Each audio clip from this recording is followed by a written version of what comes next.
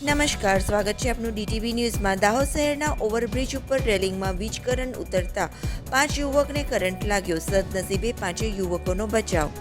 દાહોદ શહેરના જાલોદ તરફના ઓવરબ્રિજ ઉપર થાંભલા ઉપરથી પસાર થઈ રહેલા વાયરો પૈકી એક વાયર બ્રેક થઈ જતા બ્રિજ ઉપર લાગેલી રેલિંગ સાથે કરંટ ઉતર્યો હતો।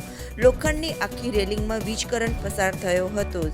જ્યારે તાજિયાના જુલુસ વખતે એક યુવકનો હાથ રેલિંગને અડી જતા કરંટ લાગ્યો હતો અને તેની સાથે રહેલા યુવકો પણ એકબીજાને અડકી જતા 5 યુવકો ચોંટી ગયા હતા। સદનસીબે 5 યુવકોનો બચાવ થયો હતો। ગઈકાલે મોહરમ નિમિત્તે તાજિયાના જુલુસ નીકળ્યા હતા ત્યારે અહીંના સ્થાનિક તાજિયા કમિટી દ્વારા એક જાણ કરવામાં આવી હતી કે આ લોકો તાજિયાનો જુલુસ લઈને નીકળ્યા ત્યારે મામૂલી કોઈ કરંટ આવતો હતો અને 3-4 જણને કરંટ લાગ્યો હતો। અને આજે ફરી એ લોકોએ જાણ કરતા તાજિયા કમિટી અમારા ગોધી રોડના જ છે બધા મિત્રો કે અહીં એક વાયર બ્રેક છે, એટલે તાત્કાલિક MGVCLમાં જાણ કરી અને MGVCLની ગાડી આવી છે। એ વાયર કોઈ જગ્યાએ બ્રેક છે અને એના લીધે કરંટ ઉતરે છે, તો હાલ રિપેરિંગનું કામ ચાલુ છે।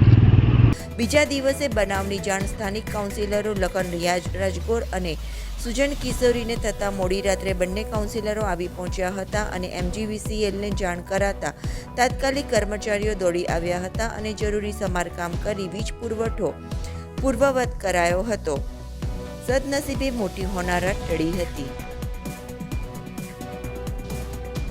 ગઈકાલે રાત્રે તાજિયા નીકળ્યા હતા ગોધી રોડ અમારા વોર્ડ નંબર 1ના વિસ્તારમાંથી।